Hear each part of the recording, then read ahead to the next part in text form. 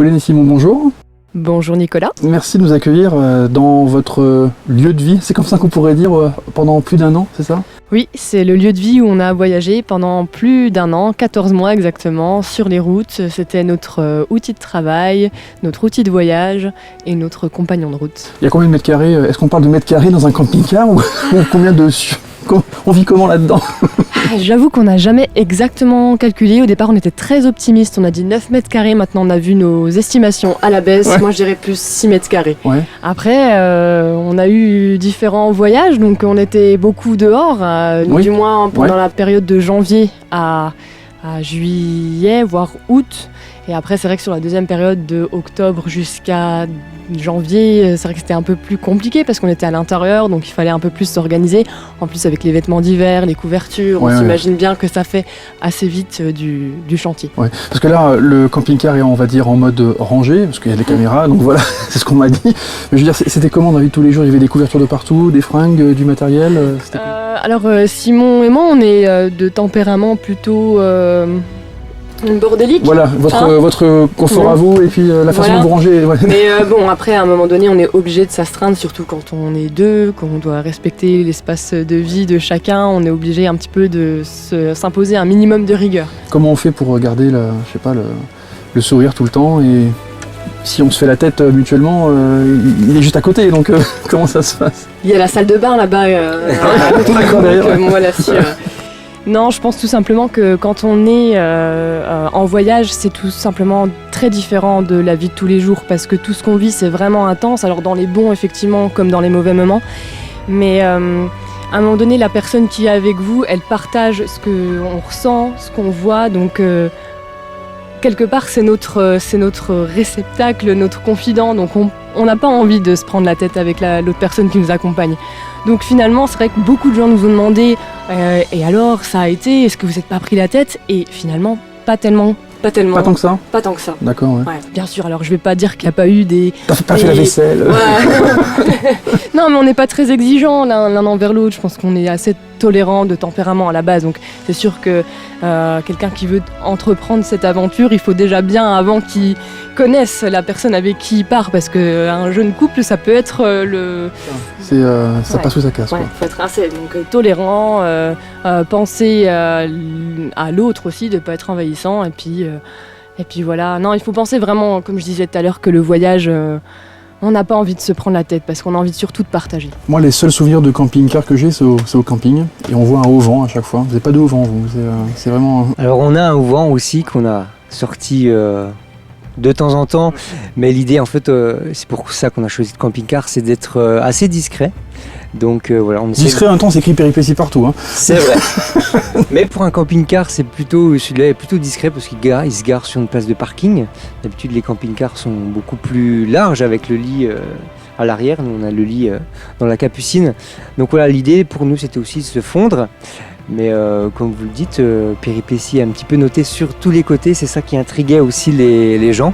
C'était sympa de voir finalement quand on arrivait dans le pays, le rapport des gens, des habitants au camping-car, c'est-à-dire ses sourires, ses bonjours. On a reçu même souvent des mails, en fait, des gens qui allaient se connecter sur le site, sur le Facebook. Le jour où vous vous êtes rencontrés. Voilà, c'est ça. Et qui nous envoyaient un mail en disant on vous a aperçu sur la route, quelle aventure. Et même des fois, si vous voulez passer, n'hésitez pas.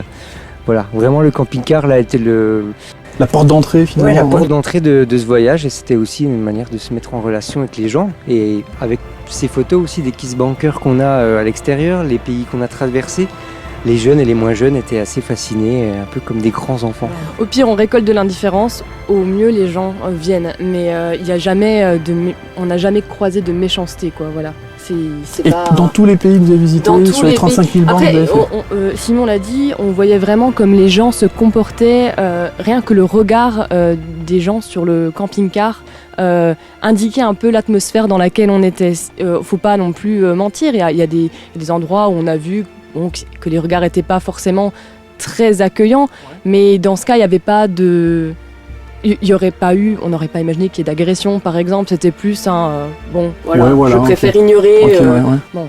Là, c'est un camping-car. Est-ce que l'aventure aurait été identique ou différente? Si c'était une caravane, si c'était une tente, si c'était un camion lambda, est-ce que vraiment le camping-car a joué son rôle quelque part dans cette aventure? Oui, pour nous, c'était le point fort. Alors, le camping-car aussi, d'un point de vue pratique, nous servait de bureau, de cuisine. On est un peu dans votre bureau. quelque Voilà, part, on y est, de lit. Ouais. Voilà, plusieurs fonctions. Donc c'est sûr qu'il y a des voyages totalement différents selon la manière de voyager, que ce soit, nous on a rencontré des gens à vélo, justement en randonnée ou dans d'autres types de véhicules. Nous, ce camping-car, on l'avait apprivoisé bien avant de partir. On avait déjà fait quelques week-ends et quelques Le Tour semaines. d'Europe, notamment. Le Tour d'Europe, voilà, dans le territoire de Belfort. Donc on connaissait la bête, si on peut dire. Et voilà, c'est un petit peu un camping-car à notre image. À la cool, quoi. Et puis, Voilà, et ouais. tout petit, mais qui en a un petit peu dans le ventre aussi. On n'a jamais pensé au pire. Par contre, c'est vrai que quand on a eu un cambriolage en Bosnie, dans la capitale Sarajevo, c'est vrai qu'on a un petit peu le rêve, entre guillemets, c'est un peu brisé, quoi, tout d'un coup, parce qu'en plus, on pensait que nos papiers d'identité et nos visas pour la suite du parcours avaient été volés.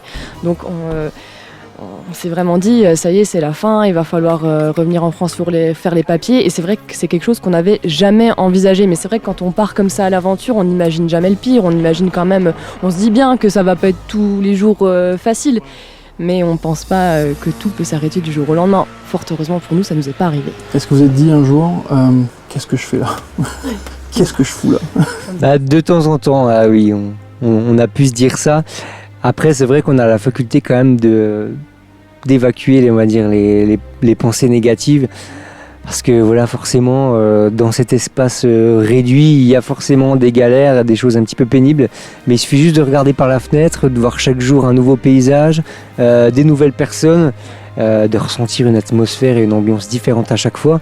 Et ça, ben voilà, il y a pas mieux. C'est pour ça qu'on voyage, c'est pour la liberté. Et puis voilà, le bonheur chaque jour de se retrouver ailleurs, d'avoir une maison mobile.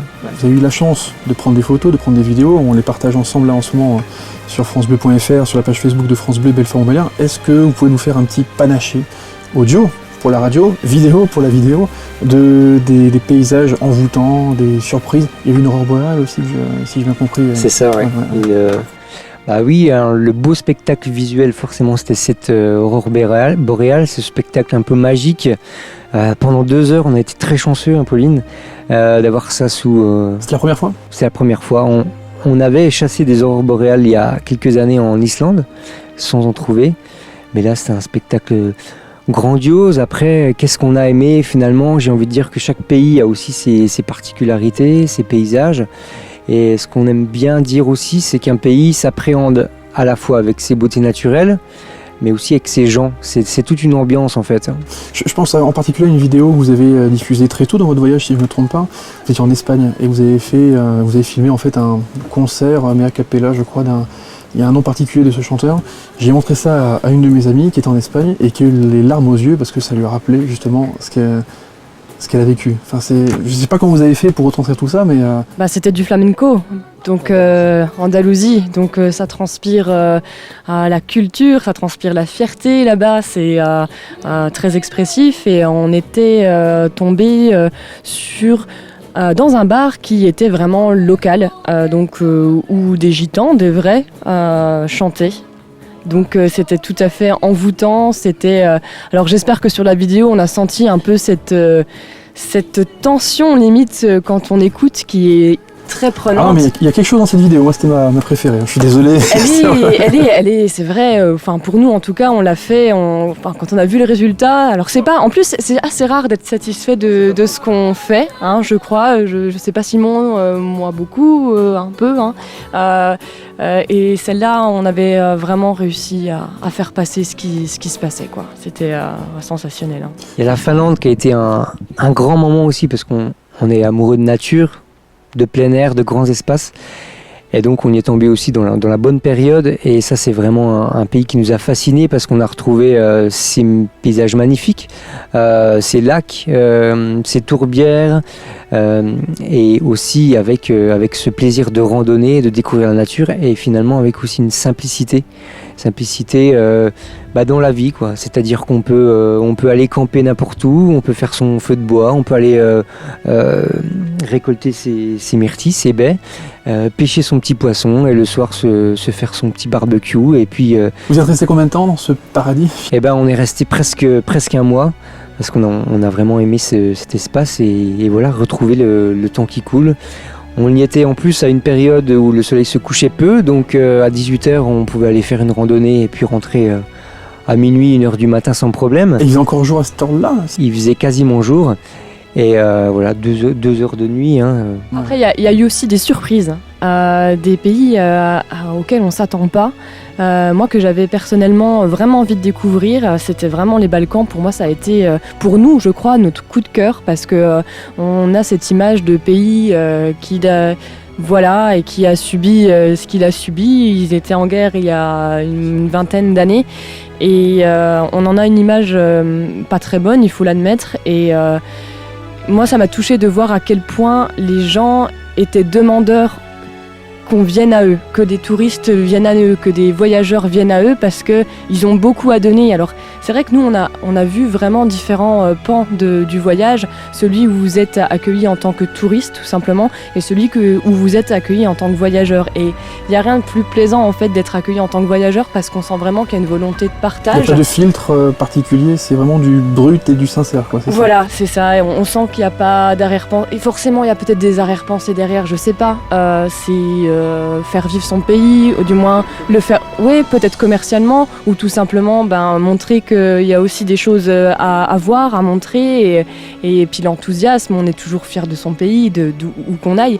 Donc là, on le sentait vraiment, et c'était touchant. On a fait des rencontres magnifiques là-bas, parce que donc on parlait des paysages, on s'en doute pas, mais la Bosnie, c'est incroyable, la Serbie occidentale, c'est magnifique. Voilà, ça donne envie de proposer aux gens en fait de dépasser les endroits touristiques où ils vont tout le temps et aller vers l'inconnu. C'est magique, c'est magique. Et la famille, les amis, ils étaient comment pendant ces 14 mois? La famille, j'imagine un peu comme ça, ou pas du tout? Les amis, ils donnent des nouvelles? Comment ça se passait? Je crois pas, peut-être, ou alors ils nous l'ont pas toujours dit, mais en fait il y a aussi Ils se baladent. il y a cette chance avec les réseaux sociaux finalement d'être quasiment connectés. Tout le temps, pas tout le temps, mais presque. Et je sais qu'il y a beaucoup de personnes, quand ils nous ont revus il y a une semaine, voilà, qui nous ont dit finalement, on vous retrouve un peu comme vous êtes, parce qu'on a eu l'impression de vous suivre pendant toute cette année. Voilà, on suivait vos aventures, et ça, c'est quand même le bon côté d'Internet et des réseaux sociaux, c'est qu'on peut partager un peu notre quotidien. Et puis voilà, c'est pas égoïstement, on fait découvrir tout ce qu'on a découvert aux autres. Ça, c'est incroyable. Bon, ce camping-car, il va devenir quoi? Parce que là, c'est bien beau. Il y a encore Périplétie, il y a la photo des personnes qui vous ont aidé, il y a vos sponsors. Est-ce que vous allez le garder pour un autre voyage?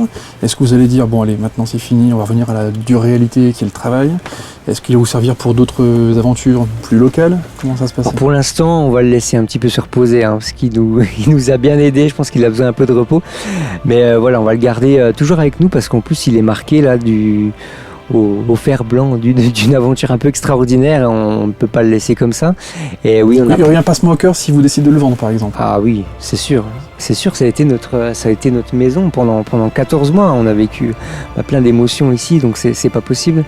Et oui, on a plein d'autres projets dans la tête, surtout un magazine papier, on l'a dit, avec l'objectif de faire découvrir... Qui reprendrait donc les photos, les vidéos, voilà, les photos surtout de ce que vous avez fait. Nos meilleurs reportages de voyage, en fait, pour toucher, en plus de la radio, en plus d'Internet, d'autres personnes, pour leur donner cette passion du voyage et des rencontres. Et puis ce camping-car... pas forcément, je pense qu'il sera amené à repartir sur les routes, parce qu'une fois qu'on a goûté à cette drogue-là qu'est le voyage et l'aventure, on a aussi envie d'explorer encore d'autres pays, d'autres contrées. Et il nous reste encore quelques pays en Europe. Est-ce qu'on va vous allez reprendre un boulot normal dans un bureau? Est-ce que vous allez continuer vos activités de photographe, journaliste? Vous voyez comment là les prochaines semaines, les prochains mois? En fait, ce voyage nous a appris un peu à vivre au jour le jour. On a encore un tas de choses qu'on veut faire. Simon en parlait à l'instant, notamment le magazine papier. Après, c'est vrai qu'on ne peut pas cacher qu'il y a des choses très terre à terre qui reviennent. Il faut gagner sa vie. Et il faut, voilà. C'est vrai, quand on est parti 1 an, on est parti un peu sans filet, en laissant un peu derrière nous tout ce qui était acquis. C'est pas impossible de financer un tour d'Europe. Il faut juste le vouloir et se dégager de l'argent. Et voilà, on a économisé pendant 2 ans, je pense, ou voire même un peu plus. Et aussi, on a cherché des partenaires locaux. On a fait appel le crowdfunding au financement participatif, tout à fait, avec là, quelque chose d'extraordinaire de voir des gens qui soutiennent le projet et finalement qui nous ont aussi portés dans cette aventure. C'est assez incroyable. Et voilà, après, on a vendu quelques reportages, mais voilà, c'est vraiment qu'une infime partie. C'est pas ça qui fait qu'on pouvait rouler. Non, parce que voilà, un tour d'Europe comme ça coûte quand même de l'argent. Et puis voilà, avec ses partenaires et toutes ces ondes positives, j'ai envie de dire, et on a profité vraiment de ce voyage à fond. Et voilà, c'est une superbe aventure. Pour terminer, périplessis.fr, ça se termine ou ça continue? Ah non, ça va continuer. Ouais, là on peut pas dire 1 an et hop, c'était une parenthèse, c'est fini. C'est quelque chose qu'on a envie de faire grandir. Donc il y aura des choses nouvelles et peut-être un prochain voyage ou... Alors déjà, il reste pas mal de contenu qu'on n'a pas encore traité parce que pour les raisons techniques, soit pas assez de temps, soit pas les connexions nécessaires pour mettre en page sur les sites internet. Donc ça va être un gros boulot. Il reste quand même quelques reportages et quelques vidéos notamment qu'on a Donc pas ça va mis. continuer là sur les prochaines semaines, les prochains mois? Ça va continuer sur les prochains mois, les prochaines semaines. Et puis évidemment, dans l'optique par exemple de faire les pays de la Baltique, on pourrait très bien imaginer une nouvelle session, peut-être moins longue, mais une suite à l'aventure Périplessis. Tout à fait, je vais donner un peu l'eau à la bouche aux auditeurs. Les prochaines vidéos et les prochains reportages, il nous reste encore la Finlande, la Norvège, l'Écosse, pays extraordinaire qu'on a eu la chance de découvrir en automne avec des couleurs incroyables, l'Irlande du Nord, l'Irlande tout court, des paysages incroyables. À mon avis, je ne vais pas trop m'avancer, mais on aura de belles vidéos encore à vous proposer avec un niveau encore un petit peu plus au-dessus. Merci beaucoup en tout cas de nous avoir reçus dans votre bureau, chambre, salon, camping-car en fait. C'est le 3e membre du groupe finalement. Et c'est un plaisir de vous suivre pendant ces 14 mois. On aurait bien aimé faire plus à France Bleu, vous écouter tous les jours. Mais en tout cas, on était fiers de vous suivre et merci de votre sympathie en tout cas. Merci, c'était un à vous tous. plaisir de partager notre aventure avec les auditeurs de France Bleu. À bientôt. À bientôt. À bientôt.